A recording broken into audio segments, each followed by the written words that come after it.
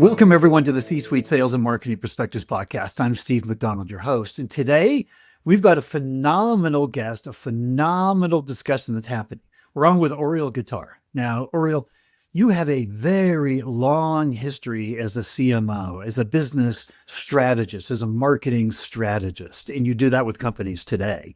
And a lot of that is in the B2C world and the B2B world.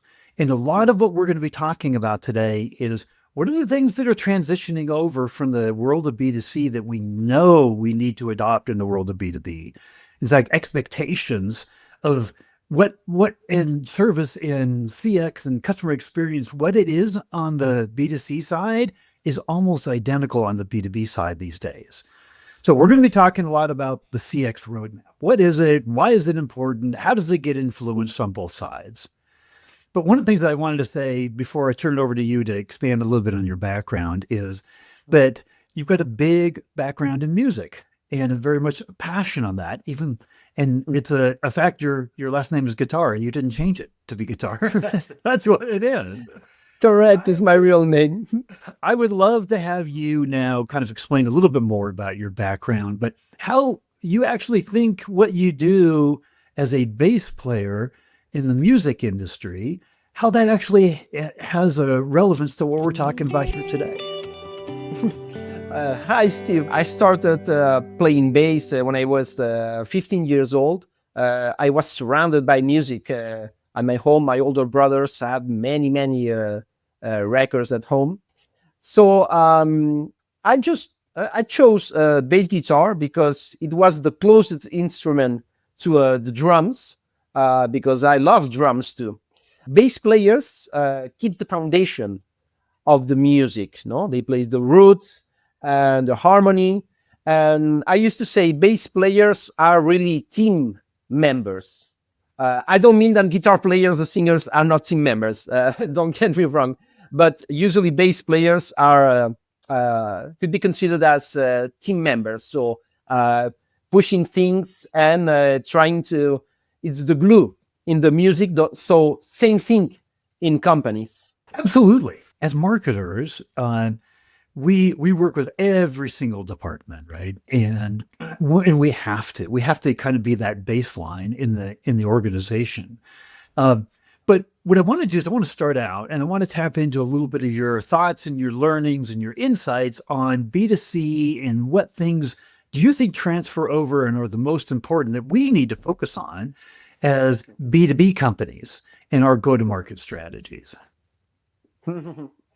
Maybe 80% of my career has been dedicated to B2C industries. But at the very beginning and the last couple of years, in fact, I worked on B2B. So that let me have a more 360 degrees of the situation. Everybody has a B2C approach. We are all customers. So we are all exposed to customer experience, UX, UI, and everything. No?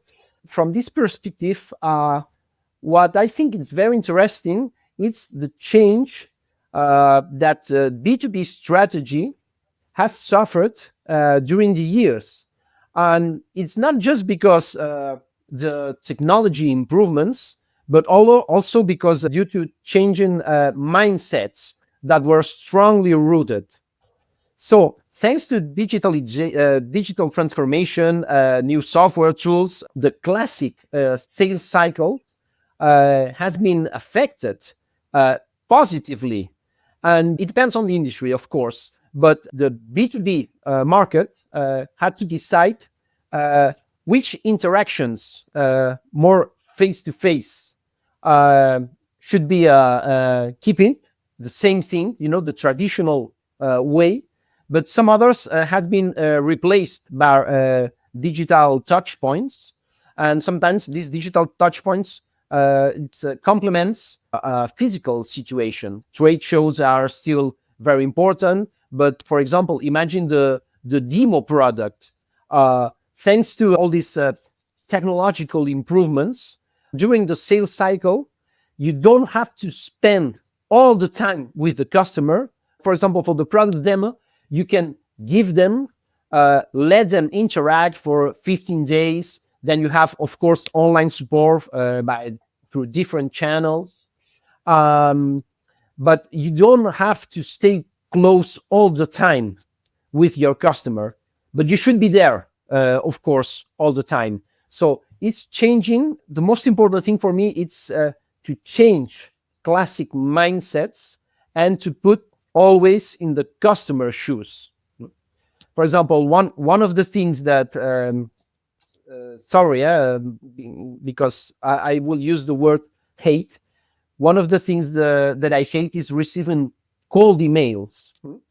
And for me, it's not about replacing cold emails or cold calls by cold emails. It's about understanding the customer, their needs, his or her issues, the context, because everybody has a current solution to their needs. So you are here to, when you are doing lead nurturing, and trying to reach and achieve a new customer. So you're going to ask somebody to put aside his or her current solution and to choose yours. So you should invest in understanding your customer always. And here's what's interesting is that in your background, you've not only been on what would be called maybe the client side, right, versus the supplier side. And so you've sold solutions into people like chief marketing officers. You've been the chief marketing officer being sold to, Mm. right? And so tell us a little bit about the learning from kind of being on both sides of that fence. It has been very, very interesting. No, because I will travel back in time in my early beginnings. Because when I work in the music industry, I started building B2C and e-commerce, but also B2B website. Because our current customers, we were a wholesaler. Okay, so we have a relationship with many retail stores, but our suppliers were, as you can imagine, the majors or the record stores, record companies, EMI, Warner, BMG. Okay, so it was very interesting at that time. Learn that you were there because you were adding value to a value chain. When I was showing our current customers and trying to convince them to move from traditional channels, phone, fax, whatever, to move to a new, at that time, of course, the early 2000s, a new solution called the B2B website, it was pretty hard for them because they were not prepared to understand what was happening and what was going on, right? But many years later, when I work again on B2B, I realized and discovered that sometimes after 20 years, you can make the same mistakes, even if the technological framework is pretty different than 20 years ago. Sometimes people still do the same mistakes. No, in my last experience, I work on a legal tech B2B with a software as a service solution. But again, the first thing is listen to your customer. What are their issues, their pain points, whatever. Yeah. So I insist it's not only about the technology, but changing the way we think and the way we approach to a customer. So since I've been during many years CMO, I have a pretty good budget, and everybody knows that a CMO has budget to spend, and you should spend all the budget, because you know what happens if you have maybe 3.5 million dollars per year, which is not bad. You should invest all this amount. People were reaching me, and they didn't know almost anything about me. So where I'm investing the money, what are my main goals. And after working on B2C for many years, when I joined my last company, it's like I have a sales team, and I discovered some things that should be improved in the sales cycle. For example, don't ask a customer something that you can learn by your side. Just investing time in learning about that customer, his LinkedIn activity, learning about the industry, whatever. So, asking things that you can reach by yourself, you are making lose times to your potential customer. When you come from a B2C side, which the B2C is faster, of course, depending on the industry, but B2B sales cycle are longer. Getting the best of both worlds is understanding that you have to move fast, but also at the same time understanding that B2B sales cycle requires for the same steps in terms of marketing funnel, awareness, consideration. So you don't skip any step. It's simply that you must invest more time maybe in some steps. Okay, but since on B2C you strongly work on understanding your customer thanks to third-party data, first-party data, all the things that B2C and e-commerce are doing and are doing very good, very well. Think about this behavior on B2C and try to replicate on B2B, but accepting that it's the same steps, but some of these steps could take longer. You have to balance B2C and B2B in that way. So I want to do a lot of unpacking. You said, a few minutes ago, and then you doubled down on it a number of times, is that you've got to understand your customer. We forget, as organizations selling into our B2B buyers, they're not professional buyers. They have other jobs, right? When you were CMO, you weren't just a CMO buyer, right? That was a small part of you were adding to your tech stack. You were doing something that you were purchasing, right? But you had to operate as a CMO. Like the buying portion of your responsibilities was very small, right? In terms of all the time in your role that you had to dedicate. And we have to remember that our buyers, they have professional responsibilities that aren't buying the solution or the product, the technology that we're selling, right? So they have limited time to deal with this buying thing, right, that we're trying to sell. And so if we come in and we're unprepared and we don't understand them and we're asking basic questions and they're trying to fit this into their day to begin with, we have started off creating the exact wrong experience with them. And that's where I want to ask you another question, because McKinsey did a great study a couple of years ago, and it was in the B2C and B2B world. And it was over 400 different companies that were highly, highly profitable. And one of their top conclusions was that the number one differentiator in all those companies was CX, that customer experience. More important than the product or the solution or the technology that was being sold was that experience. And you articulated it in your own way. It was a turnoff. No matter what their solution was that they were selling to you, if they didn't understand you and they were asking basic questions, they didn't even invest the time to understand you. What does that say about the solution they're trying to sell in, right? What does that say about the amount of mind share that you're going to give them as somebody to consider? Did I get that right? Or how would you articulate that? First of all, we all should remember that in this world we are living in, if you are not different, you are cheap.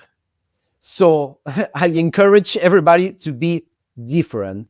But it's very difficult. It's getting more and more difficult to be different just from product innovation. Sorry, and simply the product features, product or service features. Because technology is available for almost everybody. The cost to access to this technology, maybe it's not, we can use the word has been democratized. So it's not a barrier, an entry barrier. So finally, you should be different. And of course, you should work on improve constantly your solution. But the customer experience and how you build a journey that is seamless with a natural flow and everything, here you can find ways to start getting different, right? I'll make you an example, but more on the B2C side. One of my friends, a colleague, a very good professional, he's the CMO of an affordable luxury brand. They were born as a digital native brand because it was easy for them, because you can start and trying and learn about the product market fit without having to invest too much in physical stores and whatever. And one day he was telling me, if I try to be different from the product, I will have to shut my business in just 2 or 3 years. You should be different. So they have to start building a concept. Build a concept, and once you have the concept, you can start building also the storytelling and its deploy. It's absolutely necessary to do that, because the product can be replicated. Yes? Now, moving to the B2B world. It's not as easy, because you don't take decisions by the emotional side. You take decisions because the return on investment, the product features, then you need, of course, testimonials, case success stories, whatever. But anyway, brands on B2B should try to build a concept. But the difference is that, in B2C, you have the product or service, and you have the marketers on one other side building this concept. And sometimes they are not related. You build a concept that then you can see the deploy in terms of ads and commercials, and you don't even see the product. But in B2B, you should work on this concept, but you should work this concept from the inside. So you should start with, the features, the product, the solution you give to your customer. And when you think about the solution, you can start building this concept and then start deploying a storytelling. Okay. So this way you don't have to constantly sell from the product, but also from this concept and storytelling. But the main difference, in my opinion, from B2C is that on B2B, this concept always should start from the inside. So first of all, of course, you have to have a strong product features, constant innovation. I'm thinking, for example, on software as a service solutions. You have to improve it constantly. But anything you build on this brand concept should come from the product. Then you can articulate all your communication, do the customer journey mapping, identifying all the touch points, and trying to enhance, whenever is possible, every touch point with more the brand concept, but not forgiven always the balance you should have to keep, because the customers are not coming for a concept. They are coming not for a product, for a solution to the specific needs. So customer mapping, very important. I'm going to tell you my takeaway from what you've just been saying there and have you reflect on that. Because what you're saying here is, and you're right, in a world in the B2B industry with rapid technological product innovation, ChatGPT writing code, right?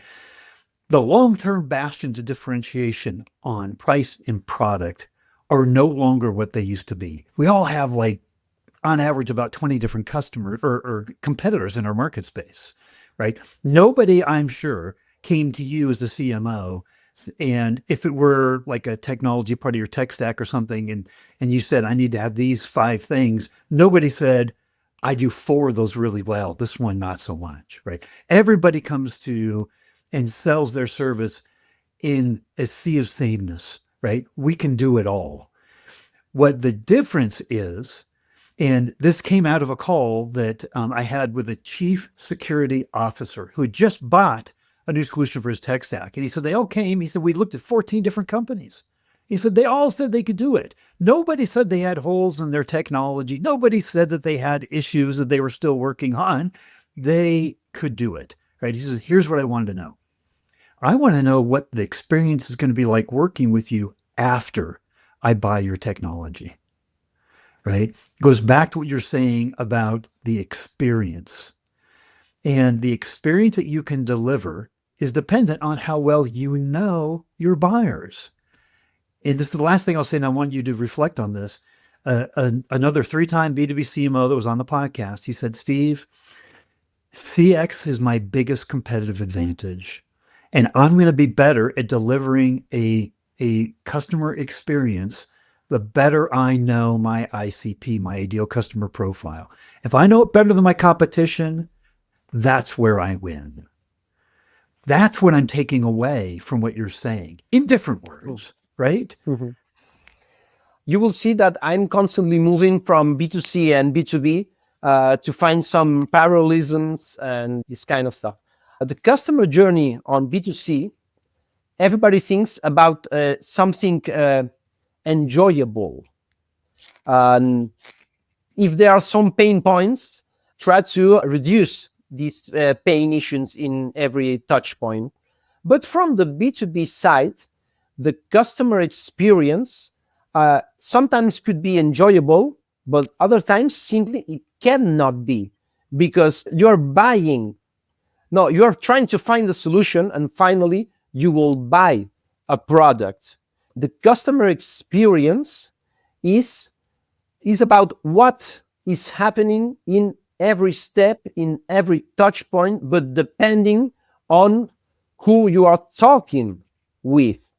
For example, 10 or 12 years ago, I did some consultancy for a very important medical devices company, which is a strong and clear B2B industry. Since medical devices, as you can imagine, you don't have just one customer. On one side, you have the doctor, the person who is doing the intervention, right?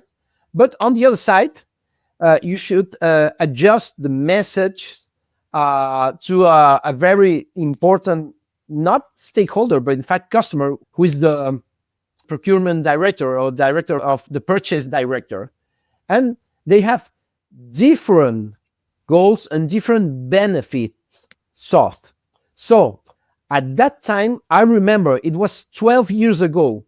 And during the consultancy project, when we work on identifying what's going on, all the sales cycles, touch points, pain issues, they were asking us, me and my team, to try to deliver a better experience. So that was 12 years ago. And they had their customers, they were making a lot of money, but they're always thinking of ahead of what will happen in the future.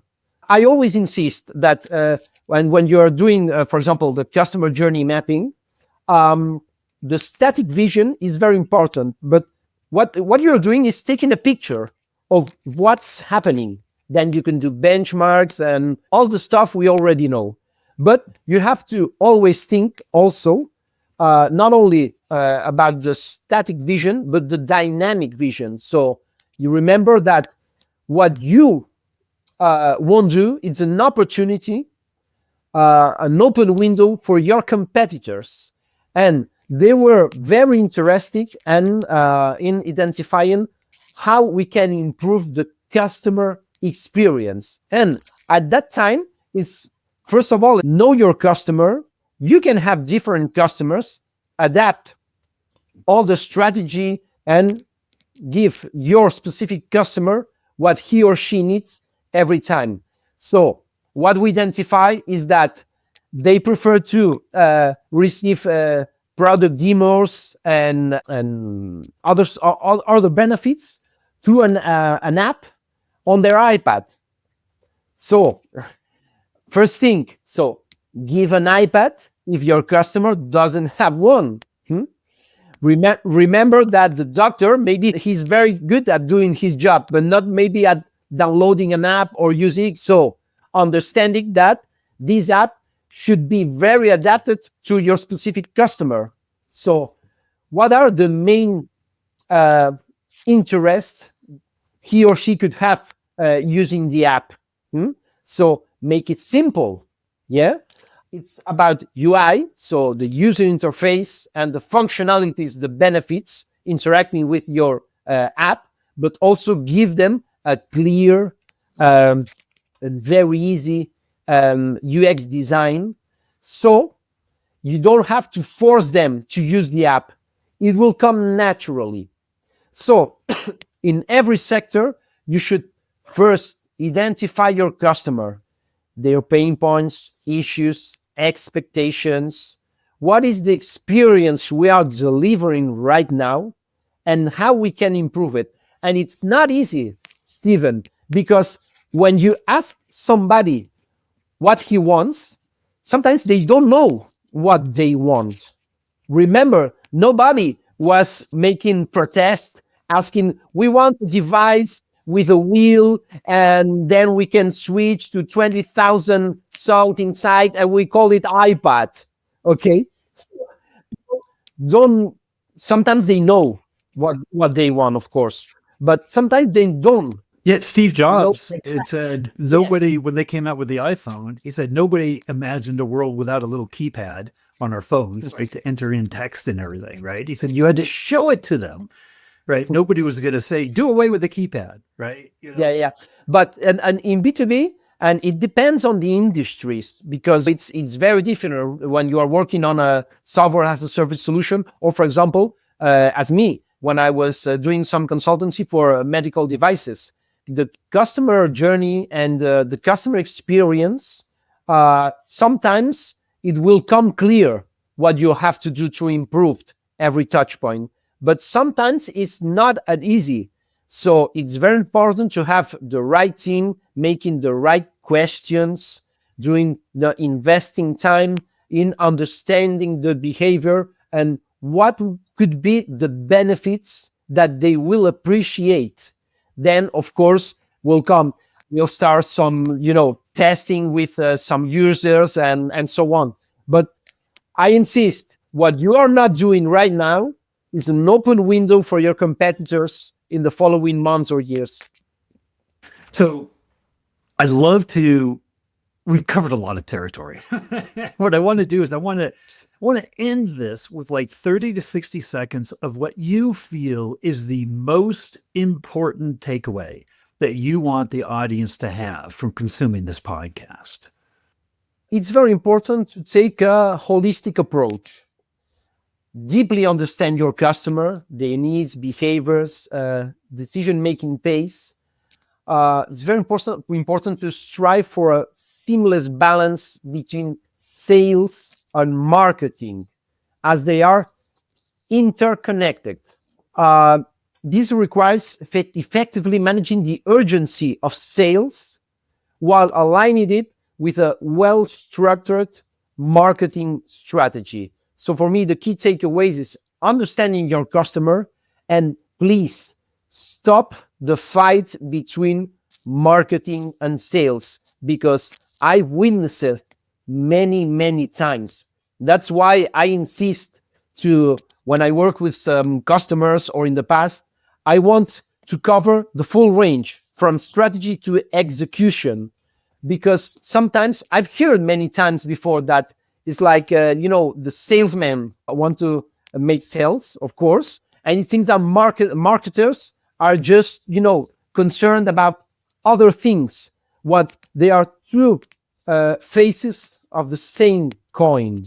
I've been in a B2B company, and one of the things that I like the most is understanding what's going on. There was a lack of sales. That is the fever. But what's the illness that is causing this fever? For me, is also a key point on B2B specifically. So stop the battle between marketing and sales, because you cannot have a good sales cycles on B2B if there's a lack of activity in terms of marketing efforts. And that's where customer journey, the customer experience you will deliver after you have analyzed your targets, your ideal client profile, and so on. So marketing and sales should work together. Well, here's what I know from this conversation today. People are going to have questions. Can guarantee you. Is it appropriate if we would give a link to your LinkedIn profile that people could reach out to you? Yeah, sure. Perfect. On my LinkedIn profile, also on my website, which is Oriol Guitar, my name and last name, .com. And there they can find what I've done in the past, what I'm doing actually. I also have a blog where I used to write about digital transformation, customer journey, also B2B. So yeah, perfect. Fantastic. Well, Oriol, thank you very much for coming on and sharing. I love the background in the B2C and the B2B, that you've been a supplier, you've been the chief marketing officer. You've given us a lot of different perspectives to consider. And thank you. Thank you for doing that. Thank you for inviting me to your podcast, Steve. It's been a pleasure.